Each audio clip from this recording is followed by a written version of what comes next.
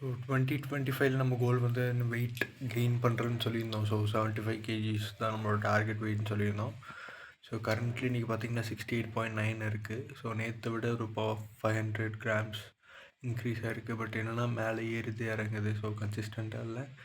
But நம்மளோட கோல் என்னென்னா 75ங்கிறது ஈஸியாகவே வந்துட்டு ஏன்னா மாதத்துக்கு ஒரு கேஜினா கூட ஈஸியாக நம்ம எடுத்துக்கலாம். ஸோ நான் இப்போ கரண்ட்லி என்ன பண்ணேன்னா 4 மீல்ஸ் எடுத்துக்கிறேன். 3 மீல் வந்து என்னென்னா சாப்பாடு, ஸோ அப்புறம் ஒரு மீல் என்னென்னா பால், உள்ள வந்து அவல், அது இல்லாமல் பழம், பீனட் பட்டர், அப்புறம் நட்ஸ் எடுத்துக்கிறேன். ஸோ அது இல்லாமல் கிழங்கு, ஸோ கிழங்கு சக்கரவள்ளி கிழங்கு எடுத்துக்கிறேன்.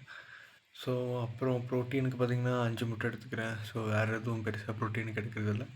சிக்கன் டெய்லிலாம் எடுக்கிறதில்ல. ஸோ வாரத்தில் உள்ள தான் எடுக்கிறோம். பட் இது வந்து என்னோடய கம்ப்ளீட் ரொட்டீன் ஆயிடுது. ஸோ எப்போவுமே 3 வேளை சாப்பாடு, ஒரு வேளை வந்து பால், அது கூட அவல், நட்ஸு, பழம், ஷேக், அது ஒரு ஷேக் மாதிரி. ஸோ அதுவே நல்ல ஃபில்லிங்காக இருக்குது. ஸோ 4 வேளை கரெக்டாக இருக்குது.